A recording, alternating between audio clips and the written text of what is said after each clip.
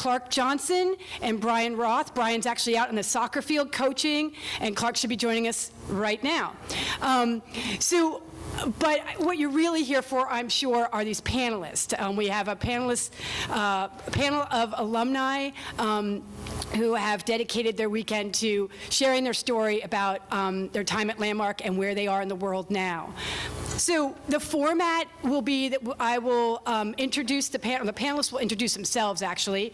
They will speak, they will have some questions that I have prepared for them, and then there'll be an opportunity for you to ask questions from the audience.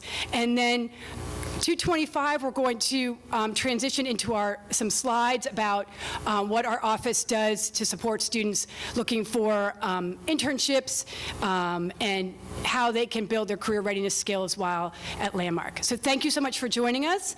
I'm going to start off with having our first panelist introduce himself, and I will get you a microphone. Great, thank you. There you go. Hello, everybody. My name is Ryan Linkletter. I graduated in the December of 2020. I am from Long Island, New York. And I graduated with my bachelor's degree. Hey everybody, my name's Andrew Garcia. I graduated with an associate's degree in liberal studies in 2011 and came here from southern New Hampshire and work as a senior talent sourcer at Chewy today. Hi everybody, my name is Charlie Strouk. I graduated in 1984 from Landmark, one of the first 2 years of Landmark's conception, and I'm currently in Southern California running my own business as an IT. Hello, my name is Nate Gully. I am from California, and I graduated from Landmark in May of 2020 with a bachelor's in computer science, and now I'm working as a software engineer for Cox Automotive in Burlington, Vermont right now. Hello, I'm Gianna Eisenberg. I graduated in May 2020. Is this working? Hello? Yep. Hello? Yep. Okay. Hi, I'm Gianna Eisenberg. I graduated in May 2020 with my bachelor's in psychology. I currently am working in Burlington, Vermont as an evening coach at Mansfield Hall. Okay, so I'll have you guys that's your mic, okay? The first question is free for all. Raise your hand if you'd like to answer it first. What was your journey after Landmark College?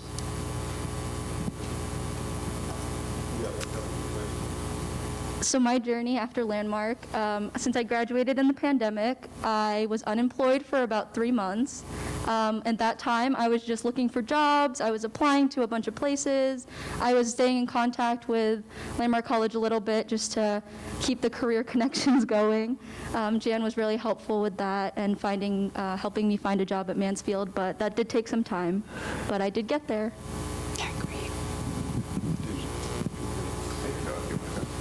Oh, okay. All right. Okay. My name's Nate, and I guess I already said that. So after I graduated, before I graduated, Landmark helped me get an internship with a company in Burlington, and that's what I was interning with when the pandemic hit and while I was still here. So then after I graduated, I was lucky enough to transition from internship to full-time. So I was able to get a full-time job with that company, and then I just stayed with them until I got the job I have now.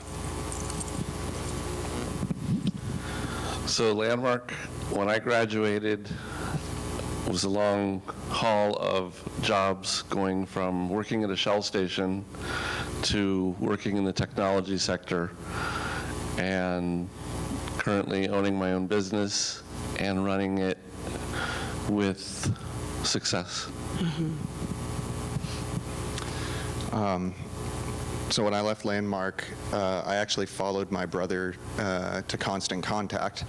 I knew I wanted to work in technology, so took a job as a tech support engineer, working on email marketing campaigns and HTML emails.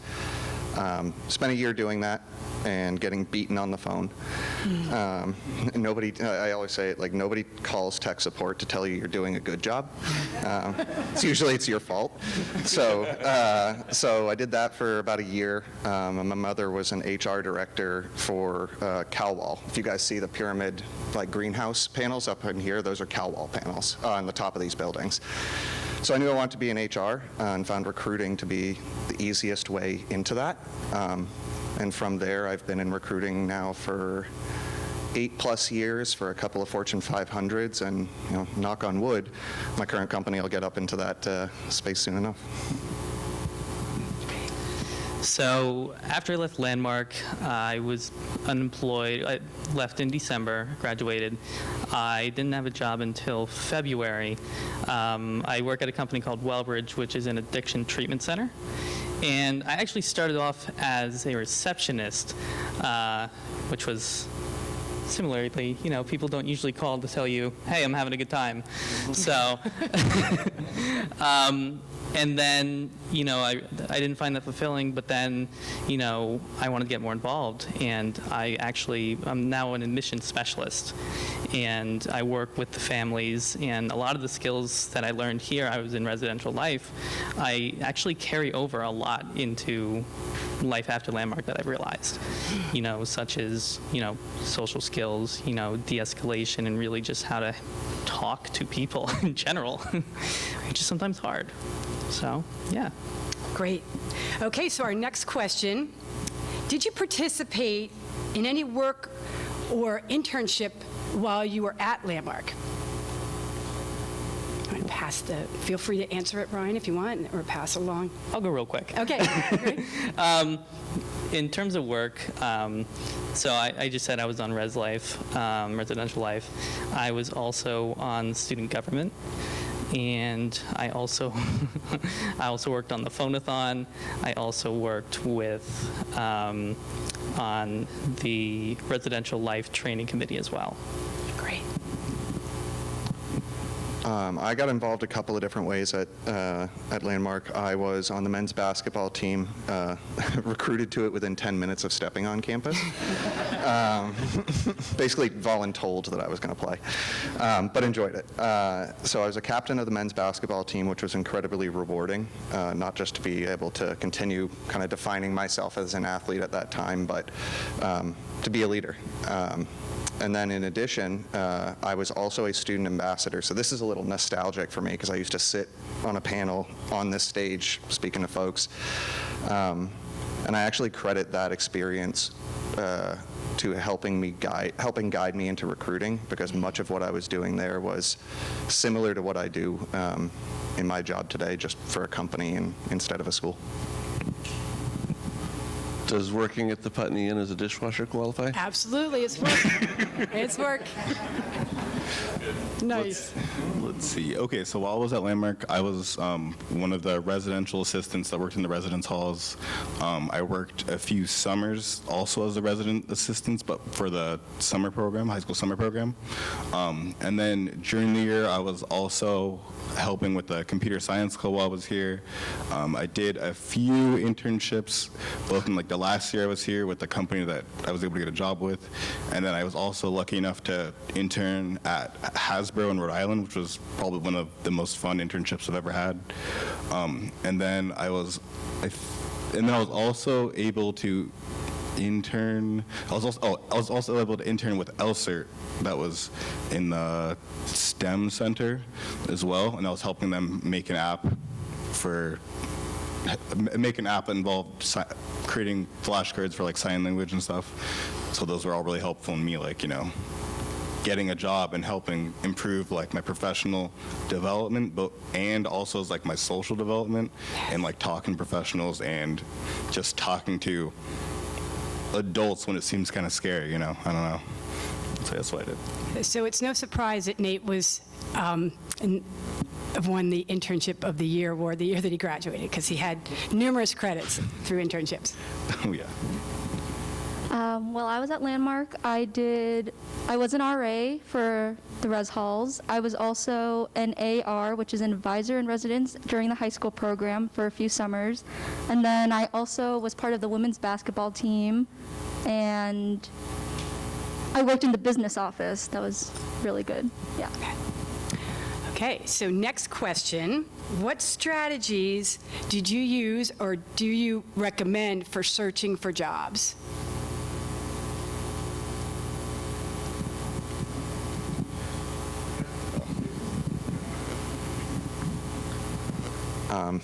So before even starting to actually apply for jobs, a couple of things that I recommend to people is actually start to build a list of needs from what do you want the company culture to be like, and actually define what company culture actually means to you. People, teams, work-life balance, are there specific benefits or services that you need? I also recommend actually attempting to write a job description for your ideal job. Even if you don't know what that job is, start to put something down on paper, because once you've started to formalize that in your own mind, it becomes a lot easier to spot the right job, the interesting job, the career-oriented job you're looking for once you've already started to put those pieces together in your own mind.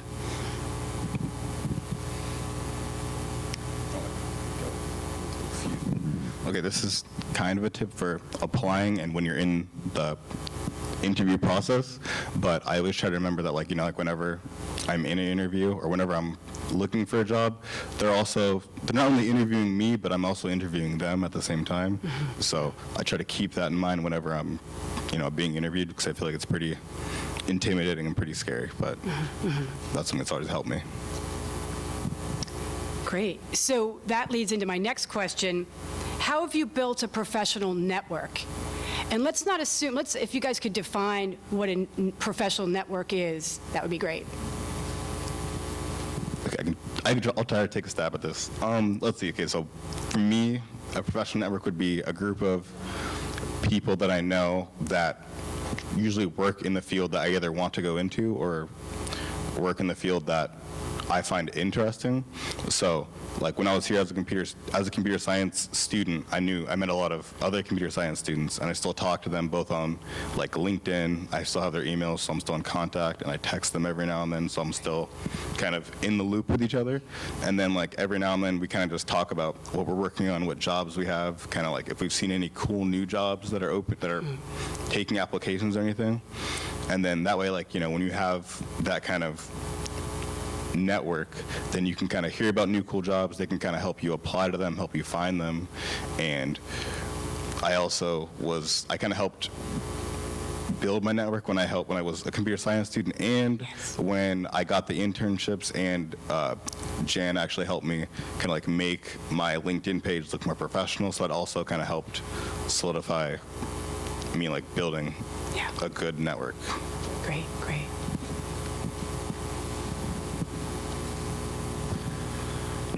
So when I built, I kind of call it almost like a spider effect. I try to find either an industry leader or someone within the space that I want to network within. LinkedIn is actually great for this, but you can do it in other places. But you start finding people that they're connected with, people that they interact with. You start kind of going out from there in almost this spider web, and many times you can start to see where those dots connect within themselves. And at that point, you've started to identify these are a group of people that are in the same space, talking about the same things, have that expertise. And it makes it easier to kind of find your inroad into that area. LinkedIn has a variety of great tools for that. Just on the sidebar on the right, there's people also viewed, and that's people like me. When they're looking at someone like yourself, these other people are also the people that those recruiters are looking at. So you can start to find things there. Groups, meetup.com, different user groups. Doesn't even have to be a professional related one. It could be just a general interest, and chances are those people also have jobs. So you can start from an interest and move it into almost a professional network as well. In addition to what both of these gentlemen have said, I would say interview them, and use people you trust and can rely on. Finding workers that are trustworthy and reliable are very hard to find in today's world. Great, thank you. So next question, we're going to transition to what they refer to as soft skills or power skills. Please share your strategies for ensuring that you convey or use strong soft skills.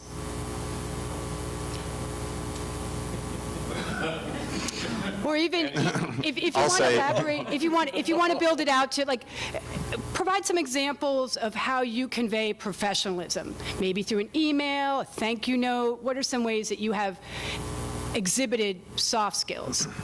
So I myself have a tendency to have a little bit of an issue with emotional regulation. I can go from really happy to really upset and like that, and work usually sends me on that track at times. So I've actually put something in place where I will actually write an email to somebody. I won't actually put their email address in, but as an act of catharsis, actually write out the full response of what I actually want to say to that person, and then I'll delete it. Also, knowing myself, I also put a 2-minute delay on any email that I send in case I actually do hit the send button. I can go ahead and recall that back once I have a little bit of a moment of clarity. And I've learned over the years, coming in like a bull in a china shop, you may very well turn heads, but it might not be in the way that you want to. So trying to establish yourself as someone who is measured and controlled usually leads more into being able to influence. But I definitely learned that the hard way many times first.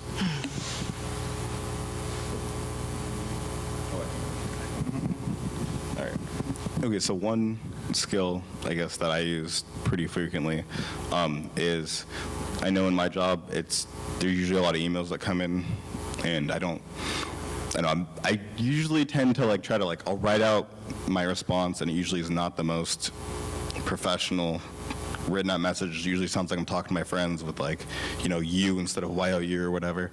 So after I type it out, usually I'll copy and paste it in Notepad, and then I'll rewrite it and make it sound more professional, make it sound more more businessy. And I've basically been doing that since I was at Landmark whenever I had to talk to a teacher, because I remember at first I just kind of would write these emails that would be really weird, and it'd sound like I'm talking to my friend, and it would just not go very well usually. So after I was able to revise the email and make it sound more professional, I got a lot better of a response, both from teachers and from professionals in the real world.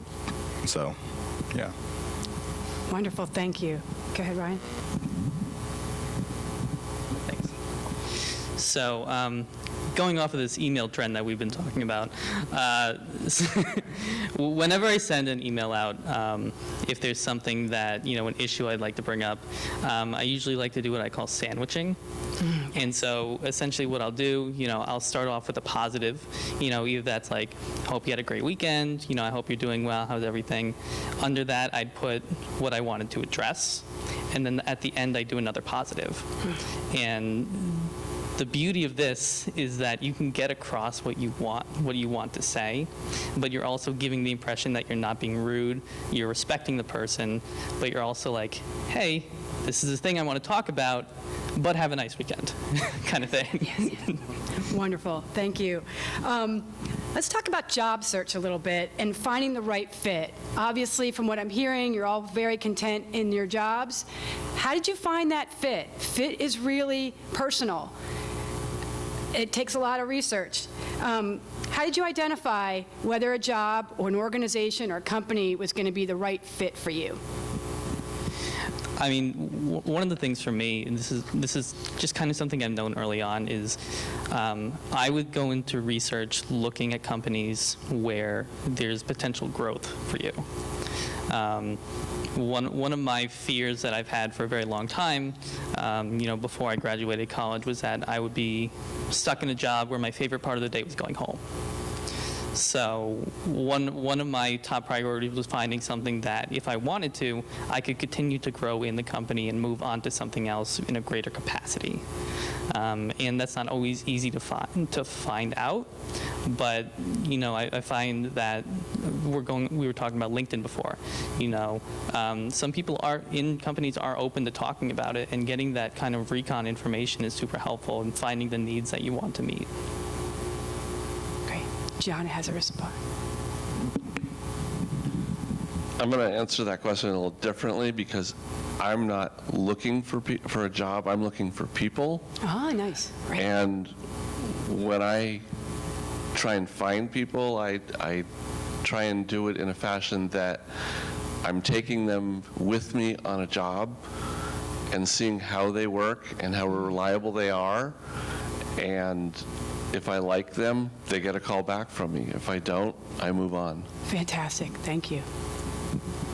Okay, for me, I guess one thing I really learned was from my Hasbro internship is that I really, really value like work-life balance. And I never realized how important that was to me before the internship, and especially before I came to Landmark, because I have ADHD, so my executive functioning and like time management is really, really bad usually.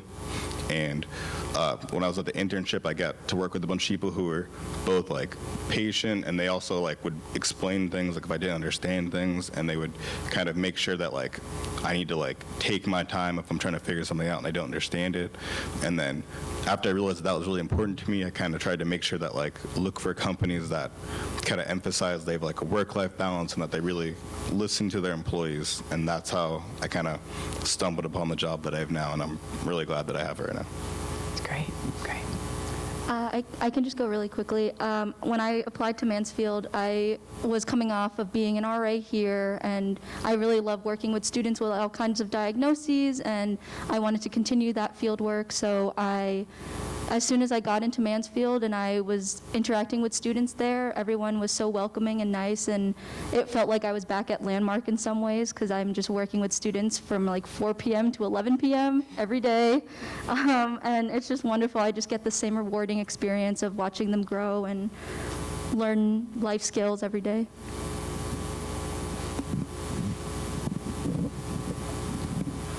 So I worked at a number of different companies, and more often than not left because I wasn't feeling it anymore.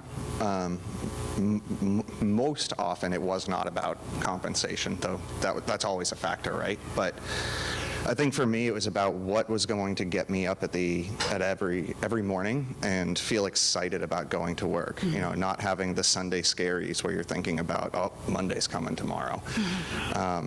I worked at Wayfair for a while. It was a fun place to work. Fast-growing company, really progressive from just a work-life balance and culture perspective. But bottom line is I'm not passionate about furniture at all. Like, to me, a couch is a couch. But I work for Chewy today. I've always been a dog lover. I feel passionate about not just selling people dog food, but everything else that the company does.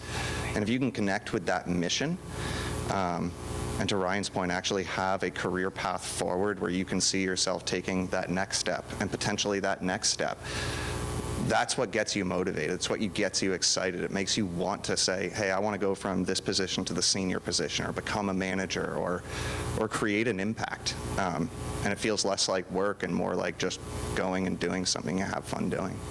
Great. Okay, so the time is really progressing, but I am going to ask you the question that is debated and posed to our office quite often. At what point in your job search or the interview process, or once you're hired, do you decide or decide not to disclose your learning difference? Gianna? Someone else is going to go. Okay, so this one, I've definitely talked to a lot of people about this one. For me, I feel like it's important to disclose this, like, usually, like, earlier on in the interview, because if I know, like, I have ADHD. Before I came to Landmark, I was a lot more self-conscious about it and kind of like didn't feel like I could do anything else that neurotypical people could do, I guess. But after I came out of Landmark, I was a lot more confident in my abilities, and I kind of realized that, you know, like, I can do everything that everyone else can do. I just might have to use some different strategies, to still get the job done. And, like if I tell my employer that I have ADHD and like, if they don't like that, then I don't want to work for them. Like that's where everyone's dodging a bullet. And then on top of that, like they would know that like if I don't always maintain eye contact and I'm looking up, that they know that I'm like thinking and I'm not ignoring them. So I feel like it's always good, in my opinion, for both parties, just be aware and be on the same page. Yeah. So Mansfield Hall works with students that are on the spectrum, that also have ADHD, that have dyslexia, that have all kinds of different learning differences. So when I talk to my students, they're always like, oh, what brought you here? Oh, you went to Landmark College. That's a school for people that have learning differences. And it kind of just jumps into, oh yeah, like I have slow processing, I have mild ADHD, I have, a bunch of stuff that you just get into talking with them and they're like, wow, we can connect with you so much better because you have an LD. Like us. Right. Oh, wait, can I add one more? Sure. Okay, one more thing about this is about the community. I just want to say something about the community. The community at Landmark is so supportive of students that have because we all have LDs, we've all been through similar situations, and I feel like it kind of creates a bond, and I don't really know how to describe it, but it's probably one of the most supportive environments I've ever been into, and I've missed it since I've graduated college, but it is just something that just gives you confidence in something that I was really self-conscious about before, and I can't underestimate how important that is and how important it is to me that I'm more confident in my abilities because of it. Yeah. So my answer again is going to be a little bit on the different side because I'm dealing with customers, and that customer needs to know, who I am. Well, my answer is I don't really care what they think as long as I'm doing my job and doing it right. What does it matter whether I'm dyslexic or not? Mm-hmm. If I get the job done, it doesn't matter who you hire. Great. I think one of the beauties of Landmark is whether you've accepted your diagnosis or struggle or not, the minute you step on campus, one of the first things you're going to hear is, hi, my name's so-and-so and I have autism, or hi, my name's so-and-so and I have ADHD. It was one of the most surprising things to me. I'd never been in an environment like that before, but it got you comfortable actually disclosing who you are and what you've struggled with, just talking about it in a place where we all go through it. I think John Elder Robinson was saying it earlier, we're all weird here. We're in this together. From an employment perspective, I didn't disclose until I worked at New Balance.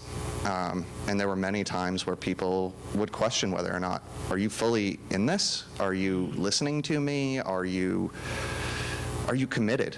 And it wasn't until I started saying, listen, I struggle with an executive function. It's not a matter of I don't care. It's a matter of if you ask me to do 10 things, I'm probably going to order them 1, 8, 7, 5, 2, 4, 3. Just because that's the way it is. And forget 10. But once I started disclosing, the aha moment was when I mentioned it to the senior vice president of HR at New Balance and explaining exactly what I struggle with, how I struggle with it, and why these things get perceived in a different way. And the aha moment was when she looked at me and said, you know what, my daughter struggles with the exact same thing, and that makes a lot of sense. And it was at that point that it hit me saying, if you just tell someone, listen, I'm not going to look you in the face when you're talking to me because I'm processing and I'm thinking, but I am listening to you and I'm going to give you a response. I might just take 3 or 4 more seconds after you're done.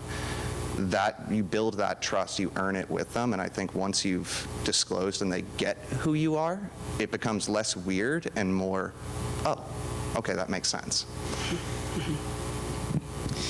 Yeah, I agree with what everyone else has been really saying, is that, when being honest and self-disclosing, I think that it's a really good idea to kind of give people an example about hey, if I act this way, this is what this means. Because, in times I've found that people know about diagnoses, but they don't understand it. Meaning that someone can say, oh, I'm on the spectrum, and people can be like, oh, okay, but they don't know okay, so when you're not looking at me, do you not like me? So I think that when self-disclosing, it's important to make sure to give them an example, be like, hey, this may happen, but this is what this means, and I am still able to do what's expected of me. Yeah, wonderful. Promised you an opportunity at the end to ask some questions. We are running a little bit behind in regards to our presentation from the Career Connections office. The panelists will be present at the reception. If you have a burning question, because this always happens to me, I'm like, please raise your hand, but if your question can wait till the panelists are at the reception, that would be great, but we don't want to leave someone here with a burning question. Okay, yes. What role, if you look at your careers, has Landmark played as you think on a scale of 10, let's give it 0 being couldn't care less, a role, you look at where you are today, where does Landmark sit in your view of your success in your jobs? Personally, honestly, 8 to 9. In my line of work, I get a lot of people calling for mental health issues, and they have questions, and they're confused and scared. And what I've learned at Landmark with, interacting with so many different types of people, is that you can't treat every case the same, and you need to have different solutions for different types of people.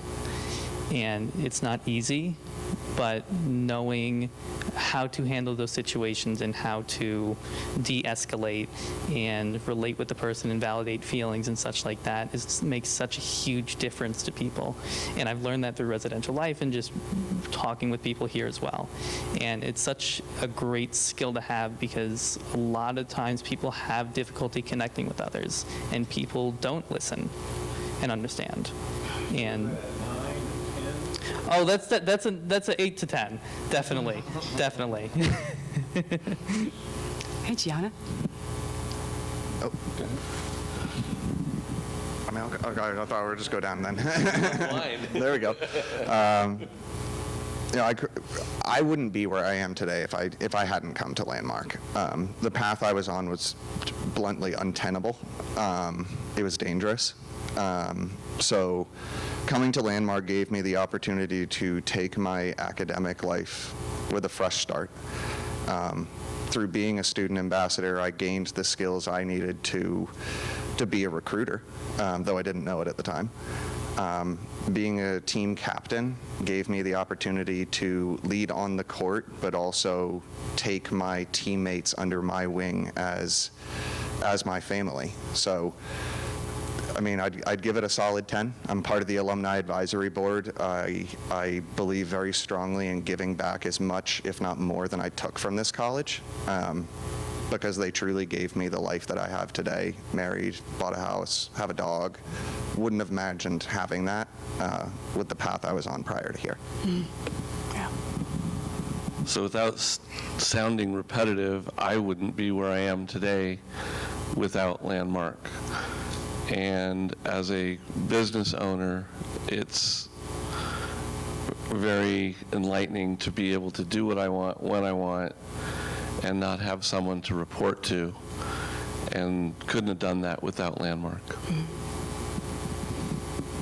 Okay, I would definitely say a 10 because, yeah, I would not be here, like everyone else said, would not be here without Landmark. It's basically, it changed my life, basically. It put me on a whole new path, and I'm so much happier and in a much better place than I would have been if I had stayed in California and, like, just struggled with figuring out who I am and what I'm good at and what I'm not good at. I would 100% say 10 also.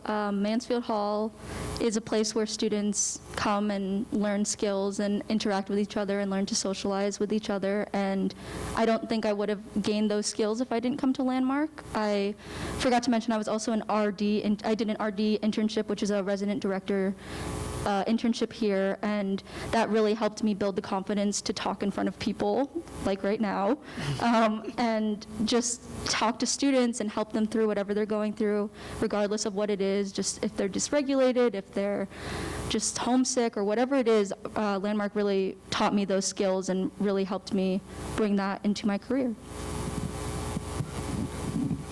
I want to also add that being at Landmark could only have happened with my parents being behind me And I think that is key, is having good parents to be behind you and support you, not only financially, but emotionally. Thank you. So, if you ever need to transition to a new job, we'll absolutely hire you for our marketing communication teams. You guys did an amazing job. So, a round of applause for our panelists.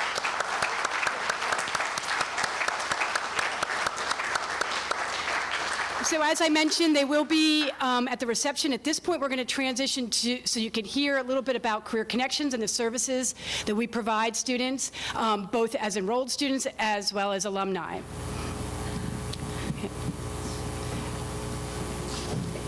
Thank you so much. Great job. Okay, so I will try not to whiz through these slides because I know people are anxious to get to the reception. We might go a little over, but planning the next step. At Landmark, our office provides an array of services for students in a realm of areas.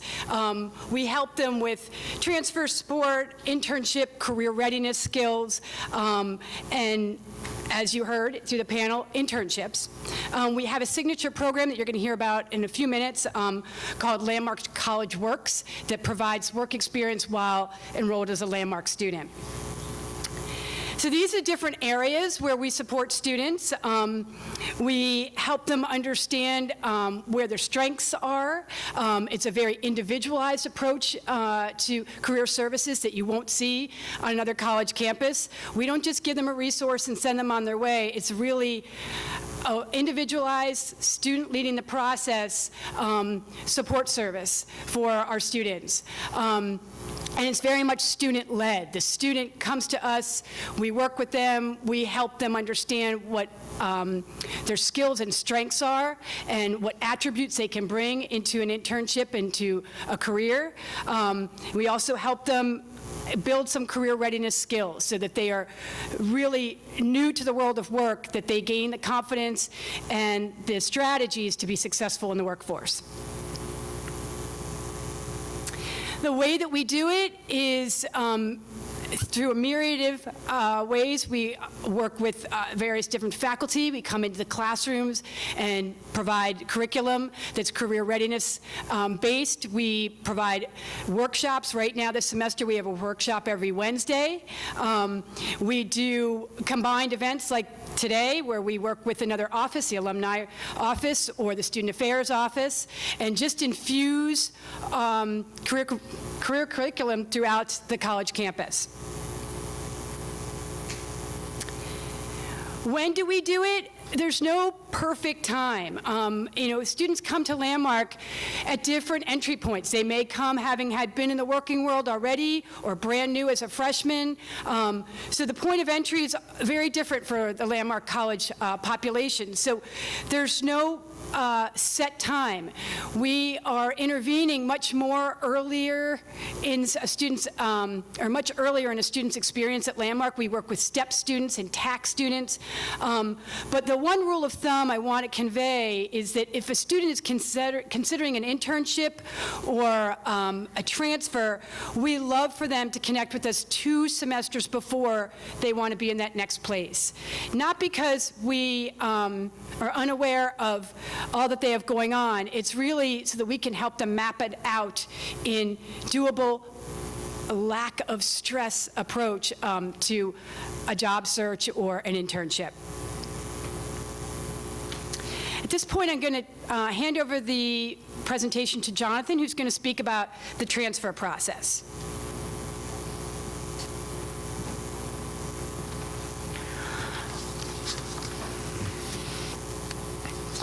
All right, as Jan mentioned, we do want students to begin the transfer process early, and we really want it to be driven by the students themselves.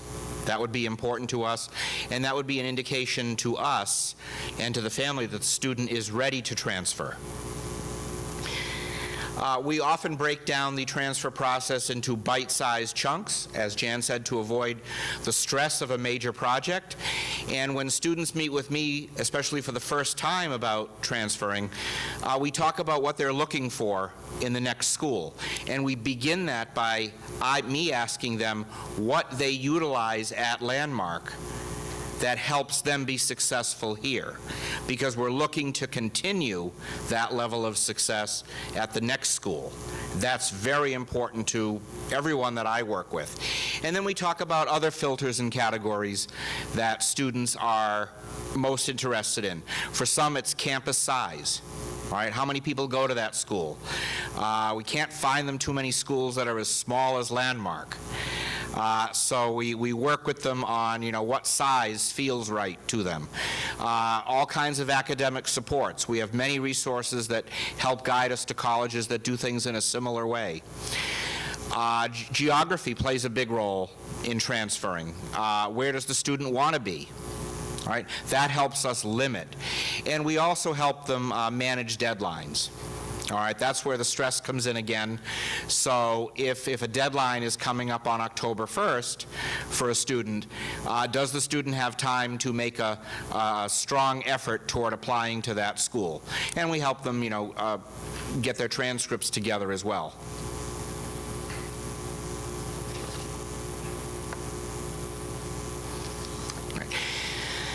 Landmark students are welcome at many, many different colleges around the country, and I think you saw a stat on the last slide, 57 different four-year colleges. That's the absolute truth. In terms of some names, students that have been working with me and others in the department have been welcomed at Boston University, Mitchell College, Iona, Washington College, Ohio State, Adelphi, and many others. So students are very welcome in other places.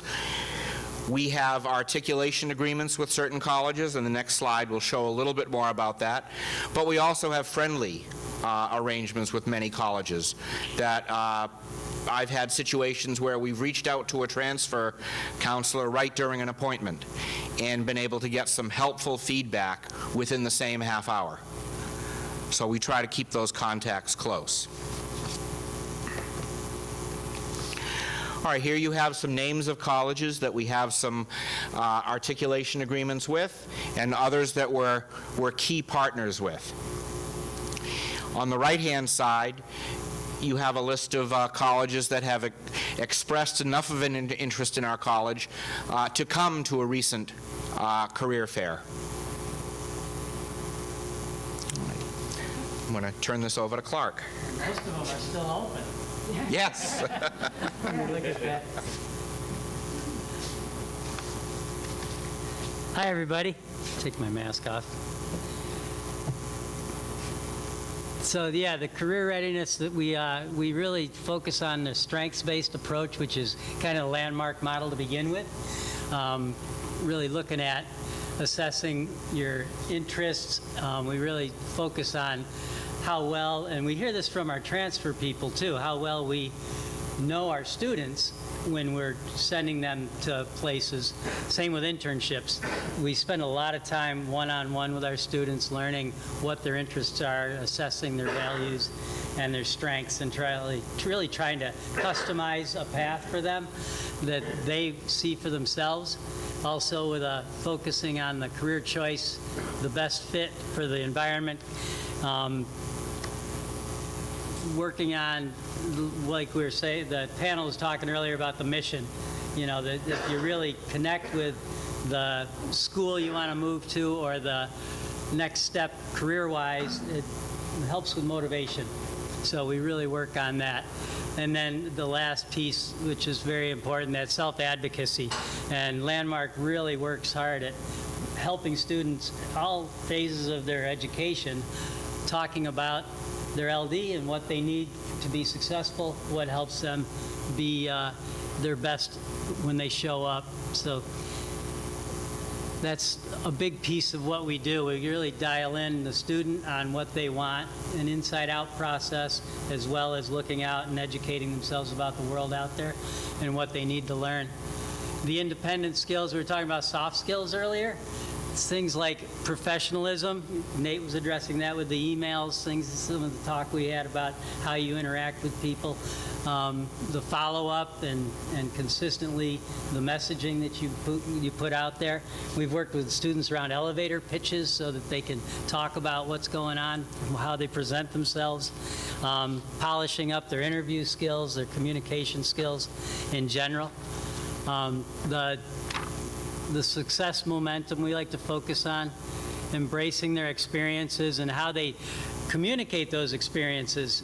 Not all of them are good experiences, but they can learn from them and grow from them and be able to communicate all their different experiences in a positive spin, what they've learned. We don't talk so much about failures as you tried something, you got out of your comfort zone, and you got to learn something from how to do better next time. And it gives you kind of that strength to continue on. We engage the resources that students have. The networking is a big part of that. Being able to talk to your family members, friends, people you know, and start building that comfort zone about talking about what your professional persona is and how you put yourself out there. And that'll build, and you start to get that momentum. You get more comfortable with talking about yourself in that context of being a professional. And how the things you're learning in classes and the things you're doing in the student government or activities and clubs and the different things you're passionate about, that voice starts to become your professional voice, and you can communicate that to your future employers or people you're talking about when you're looking at internships or any steps you take along the way. It's a maturation process, and it's really cool to watch students go from that first interaction we have with them. Sometimes it's that first week of their freshman year, and what they sound like and how they present to how they are when they step out into the world and are ready to go. It's quite a transformation. Informing dreams is a big piece of learning what's their vision and how can they crystallize that vision through a direct process of meeting with us one-on-one, but also talking to their faculty and looking at what it is they want to do.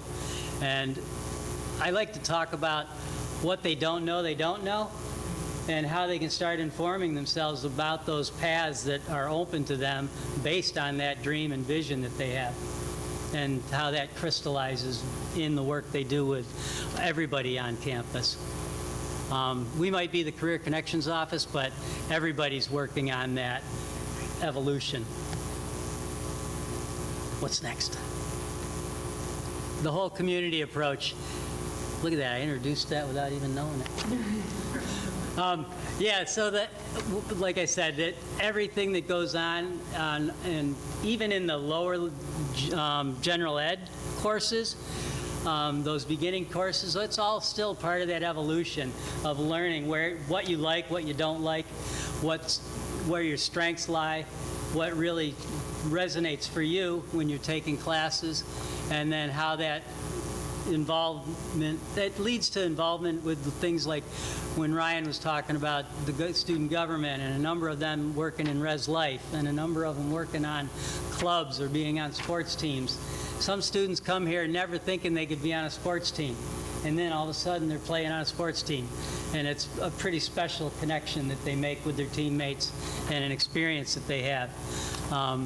The same with some of the other activities with admissions and campus ambassador and different jobs I see, orientation leaders or working in the peers program or social pragmatics. There's a lot of places our students engage in the community and grow and build strengths based on that. So it's because it is a campus where students learn differently, and like you were alluding in the panel, when you step on campus, you really do hear about what it means to be who you are and own that. And that ownership brings power, and it brings personal strength that really goes a long way in the next steps you take. So that's why this model works clearly, because we've been successful for a long time with a lot of people whose lives have been changed by being here. And that's what gets us to come to work every day. is watching what happens with our students be successful. I'll turn it back over to Jan. Thank you. All right, it's just a few more minutes, and then we all set. Just giving you guys a time check here. So you heard about the internships. I think the best way was the panel. But we just want to make sure people are clear that internships at Landmark, you get academic credit for them. Many of them are paid experiences, and there's opportunities to do them while at Landmark and over the summer. We actually work with some companies that have supportive programs that are much more inclusive of learning differences. So we all believe in experiential opportunities really propelling a student forward. These are some of our partnerships. We actually, October 15th, are going to have some of these partners on campus doing a program called Neurodiversity Goes to Work. They'll do an information panel. They'll be conducting some interviews. So we highly encourage you to encourage your students to attend those, that event on October 15th. There's flyers all around campus. And then Nate referred to our Hasbro partnership, and that's probably one of the most popular partnerships we have. One signature program that I don't want you to leave our session not hearing about is called the Employment Readiness Experience. This is something that is a signature program at Landmark. It's now starting to exist at other colleges, but we piloted this program, and it's something that resulted from seeing a lot of students who were eager to intern but had no work experience. So the Employment Readiness Experience is a tandem experience where they have a class in the morning and they work in the afternoon, and they're guaranteed jobs on campus through this program. Students apply to the program, they interview for it, they're selected, and they're connected with the supervisor on campus. This has amazing data. We actually just received recognition by National Association for Colleges and Employers because of the trajectory of our students who participate in this program. So I highly encourage you to look around campus, check in with us, check with advisors if you have a student or you are here as a student and are looking for work experience, to look into the ERE. It's a great experience. And folks, that's about it. Another round of applause for our panelists. Here's our contact information. Thank you very much for coming. We will also be at the reception if there's questions, and there's literature up here if you need a little bit more information. Our business cards are there. Thank you so much. You've been a really wonderful audience.